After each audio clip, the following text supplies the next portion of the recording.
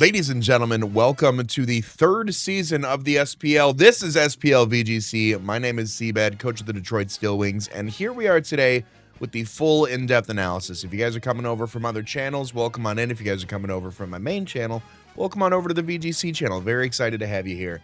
We're going to be going through the full draft analysis of the team, talking a little bit more in-depth about each of my picks, talking about the rules of the league as well. Some people may not have ever seen a VGC league. Some people may have never seen Draft League before, and this is a brand new experience for them. So I want to take some time to go over the rules. There will be timestamps all throughout the description, so if you want to skip on ahead to just my picks, talking about the team, you can certainly feel free to do so, but I want to take some time here. Of course, if you're new, leave a like if you're excited. Subscribe if you want more Draft League content. This is going up every Sunday.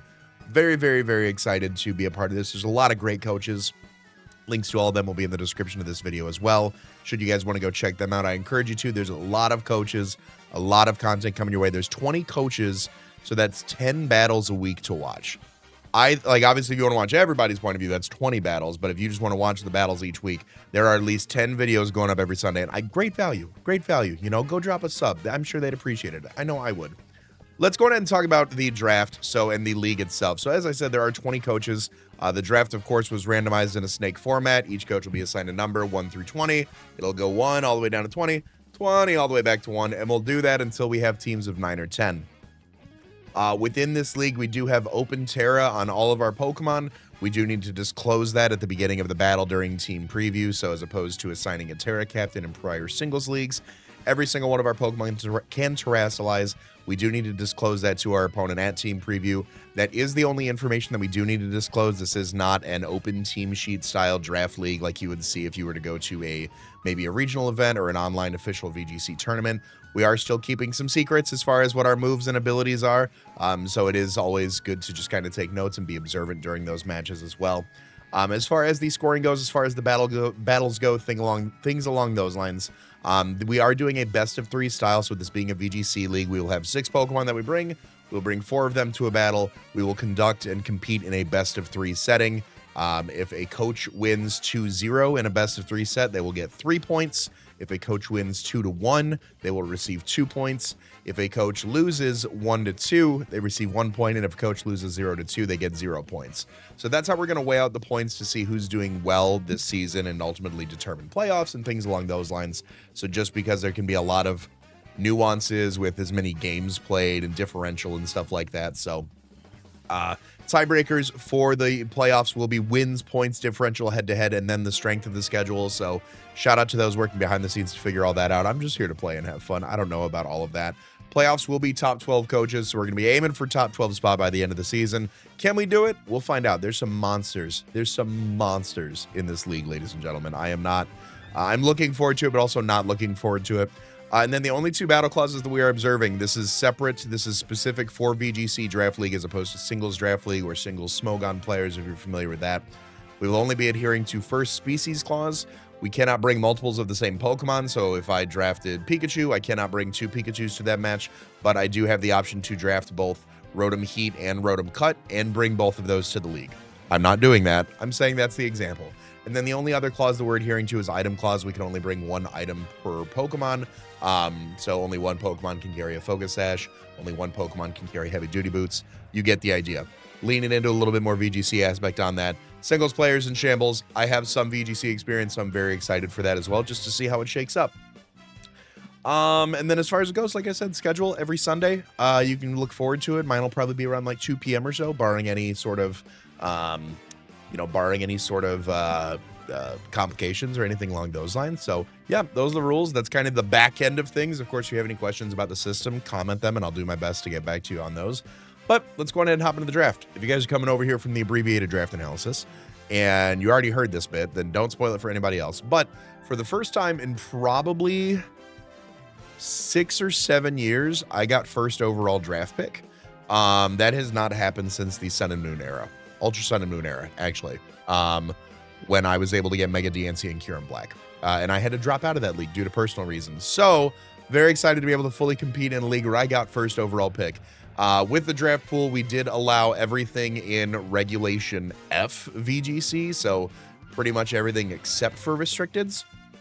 But we did allow most mythicals into this as well. They took a vote and decided, yeah, let's give him a shot. So the only 2 mythicals that are banned to my knowledge are Mew and Magearna. Other than that, like your Shamans, your Petrarunts, well, Petrarun not a mythical? Petrarun's mythical. Petrarun a mythical? I don't know. Either way, Mew and Magearna are banned. All the other mythicals, to my knowledge, are in. If I'm wrong about that, I'll have some notes somewhere in post-production. But that being said, I got to choose whatever I wanted before anybody else. And there's a good thing and a bad thing about that. The good thing is I get literally whatever I want. The bad thing is I have to wait another like 40 picks before I can pick any sort of like backbone for this. From there, I get to pick them in pairs, which is great because I get to go back to back on snipe. So as long as I can identify like 2 things, you know, maybe 2 sets of offense, 2 sets of defense, 2 synergistic mons, I can go from there. And the first Pokemon that I picked overall, in pretty much every regulation that it's been allowed in, has been just a monster. It has been high on the usage charts. It has been very formidable, both offensively, defensively, supportively. I grabbed Fluttermane. Fluttermane is Ghost Fairy type Pokemon, insanely fast, 135 base stats, 55 HP attack and defense, 135 special attack, special defense, and speed. It does have the Photosynthesis ability, which is the Paradox ability, the Scarlet Past Paradox ability, exclusive ability, signature ability, however you want to look at that, where Sunny Day or Booster Energy is used. Highest stat is given an additional 30% on top of that, or if it's my speed, I get an additional 50% on top of that. So I can either use the Sun or the Booster Energy to give myself pretty much a +1 boost in speed, or like a Choice Scarf. Offensively, I can use that to pretty much build in a Life Orb into my stats, which is always good. So if I have the Sun up, I can get that boost on top of a held item, or if I just want to use the Booster Energy for that scenario, like getting that speed boost without having to lock myself into a move with a Choice Scarf, I can do that as well. Lots of great moves on this thing. Calm Mind, Dark Pulse, Dazzling Gleam, Draining Kiss, Hex, Memento, Moonblast, Mystical Fire, Pain Split, Perish Song, Power Gem, Psyshock, Shadow Ball, of course, Taunt, Thunder Wave, Wish support on a base 55 HP. I'm never going to do that, but lots of really cool things this can do. Hits fast, hits hard. Really could use some good support on the team, and I think my next wheel will cover that. But I think we have, in my mind, like a very solid first overall pick. You know, there were your Whimsicots, your Shifus, like other Pokemon that could just be like just as powerful. And that's what you want out of a first round pick. So I'm happy. 40 rounds later, we do come back around to round 2. And like I said, I do want some support for Fluttermane. That's really kind of the focus here. I would like some defensive support and some offensive support. From a defensive side, the next Pokemon that I drafted was Gothitelle. Now, the last time I drafted Gothitelle was my first ever singles draft league when Shadow Tag actually was allowed. And I had no idea how to play Pokemon. So I know how to play Pokemon a little bit better now, thankfully. This is almost 10 years later. Gothitelle is really cool. Really cool. Single, just pure psychic type. 70 base HP, 55 attack, 95 defense, 95 special attack, 110 special defense, 65 in speed. 3 abilities. It has Frisk, so on switch in, this Pokemon identifies the held items of all opposing Pokemon. That can be useful because that'll give me more information during the battles. So that might be, I mean, I think all 3 of the abilities can be brought in this type of a draft league environment. So Frisk is nice. Competitive, this Pokemon's special attack is raised by 2 stages for each of its stats that is lowered by a foe. So think about going for like a Nasty Plot or something. If I get intimidated, if I get any sort of like a speed drop, a defense drop as like a secondary effect of a move, I get a free +2 special attack boost, which on a base 95 special attack Pokemon, very solid. I think on any Pokemon it's very solid, but very solid to do that. And the last ability is Shadow Tag. This prevents foes from choosing to switch unless they also have this ability. The only other nuance to this is that Ghost-type Pokemon cannot be trapped by Shadow Tag, but the best thing about this here is that Fluttermane has access to Perish Song, so I can channel my inner Wolfecon Perish, and I can go for Perish Trap if I do want to. I think that's something that my opponents are going to have to keep in the back of their mind. I think that's something that they're just going to have to think, am I about to be Perish Trapped? And they have to play accordingly, and they have to plan accordingly for it. But outside of just the overall Shadow Tag benefit, what else does this do for us? So it does have priority and Fake Out, which is always good. Hits first turn out only 100% flinch chance, which is great. Kind of puts me on the offensive momentum there, just being able to get some additional moves off. It does have screen support. Of course, it's got your standard Psychic Noise, Psyshock, Taunt, Thunder Wave, Trick Room, Has some other supporting moves with things like Heal Pulse, Helping Hand, Fake Tears. So very good defensive supporting mon, I think. I think this goes a long way, not just helping out Fluttermane, but some of the other offensive Pokemon that I'll talk about later in the draft. But then offensively with Fluttermane, so we've got some Pokemon that really kind of help enable Fluttermane from one side of the field. How can we continue to put the gas on so Fluttermane can just start to rip through Pokemon? The third Pokemon in this next that I drafted, I've never drafted. I don't think anybody's ever drafted this outside of a VGC draft league. I've never considered this Pokemon. Like, when I think about draft lands, I never considered this Pokemon. But one of the things that is really good in VGC, to me at least, is a Pokemon with Prankster. I think Prankster Pokemon are great because those supporting moves go very, very great in doubles. And just being able to help not only Fluttermane, but the rest of the team with a variety of different support moves, some disruption from my opponent, can really go a long way. The third Pokemon that I drafted was Illumise. Now, especially when I told someone on the team this, they're like, that's an Illumise. Like, what are you doing here? It is a doubles league, so hear me out. It does have 3 abilities: Oblivious, Tinted Lens, and Prankster. Oblivious, I cannot be infatuated or taunted. Immune to Intimidate, not really beneficial. Tinted Lens, this Pokemon's attacks that are not very effective on a target deal double damage. Again, not very effective. Prankster, this Pokemon's status moves have priority raised by 1, but dark types are immune. Great. What does that do for us? So let's talk about the moves that Illumise gets that can be affected by Prankster. Baton Pass, Encore, Light Screen, Moonlight, Rest, Sleep Talk, Substitute, Tailwind, Thunder Wave, Trick, Prankster Tailwind, by the way, Attract, Charm, Confuse Ray, Fake Tears, Flatter, Growth. Helping Hand is usually always not usually always, it is always priority, so that's not really there. Play Nice, Psych Up, Rain Dance, Sunny Day. Lots of really, really good moves that, like Prankster Sunny Day, can help activate Fluttermane's Photosynthesis. Prankster Tailwind can help it so I don't have to run as much speed, if anything. I can just run a lot of bulk into that. Prankster Fake Tears can melt something, dropping their special defense by 2 stages so Fluttermane can just hit the erase button. Very, very good Pokemon in my opinion. I think it provides a lot of utility on the team. Now, pairing with that utility, I do want some more offense on the team. You know, Gothitelle and Illumise are nice. They're not really bringing home the bacon. But you know what is bringing home the bacon is Iron Moth. Iron Moth is a Fire Poison type Pokemon, the future Paradox from Pokemon Violet. So it has its signature ability, the trademark ability, whatever, Quark Drive, where if the electric terrain is active where the booster energy is used, the highest stat is multiplied by 1.3, speed is multiplied by 1.5. You get the idea, very similar to the Photosynthesis on Fluttermane. Let's go ahead and talk about this one. 140 base special attack, 110 special defense, 110 speed, 80 in HP, 70 in attack, 60 in defense. So really doesn't want to take a physical hit too well.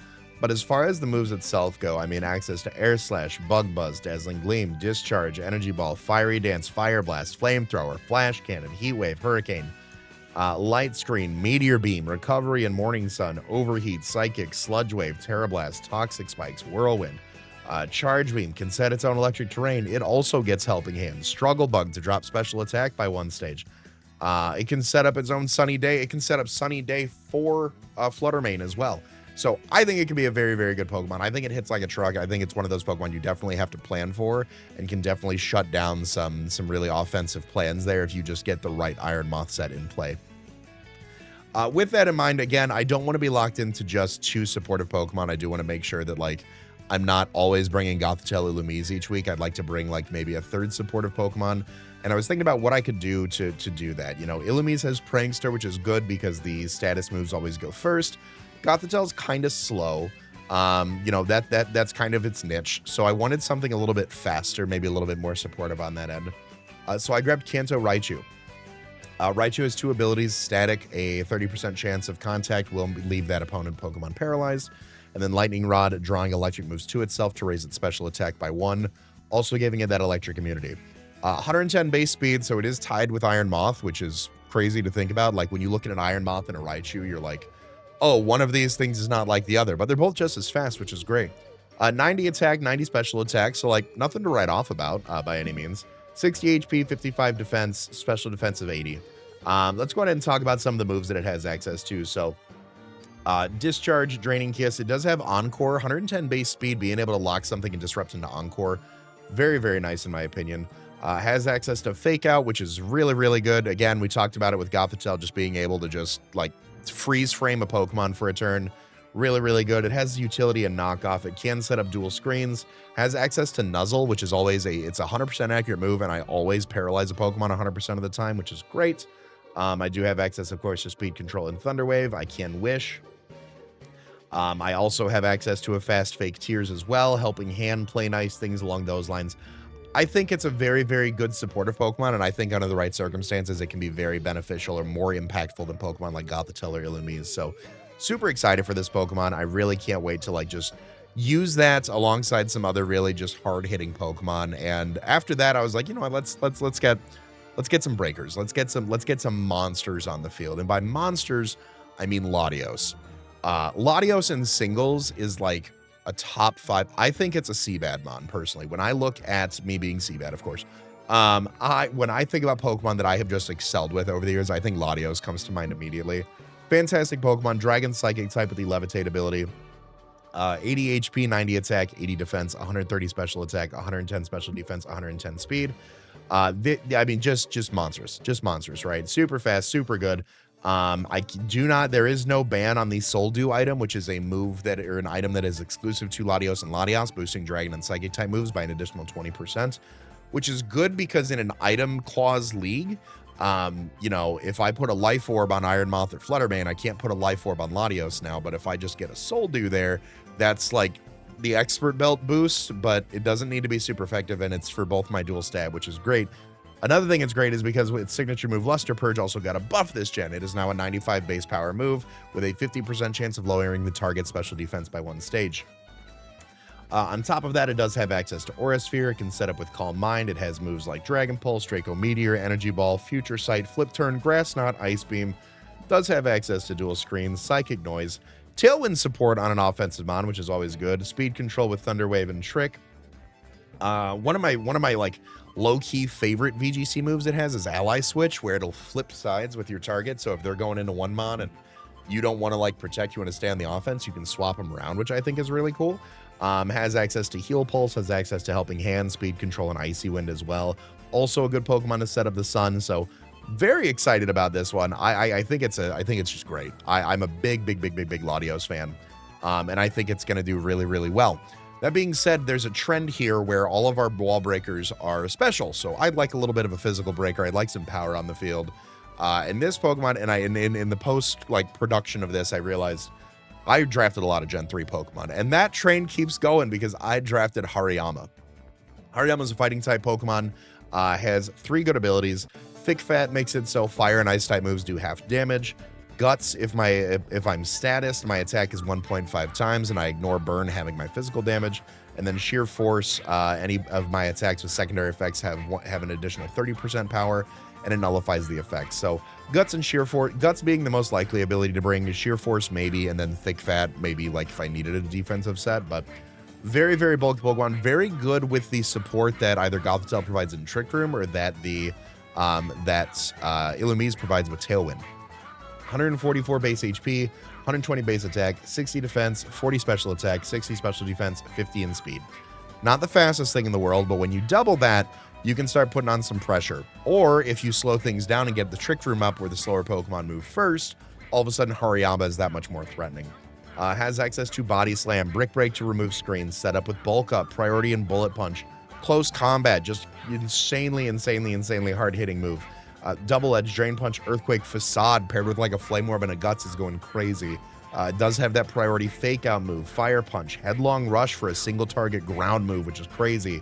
Heavy Slam, Ice Punch, Knockoff, you name it. This Pokemon hits like a truck, and I think it's got a very, very good move pool. I think the last time I'd ever considered using Hariyama in Draft League, it wasn't as diverse, and just as the generations go on, the new moves come out, you know, they're like, let's give it some love. Let's give it some love. So very happy to see that Hariyama's gotten some love here.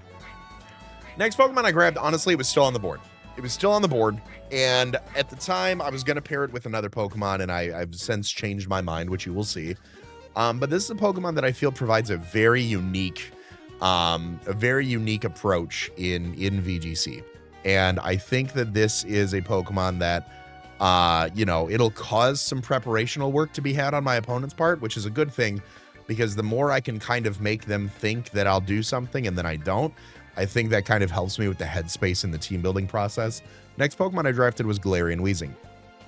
Galarian Weezing is a poison and fairy type, so we are doubling up on some types right here. We don't have as much team diversity as I would normally shoot for in a singles league, but with only bringing 4 each time, to me, it doesn't matter too much that we double up on that, because I think each Pokemon has their own role to compete with.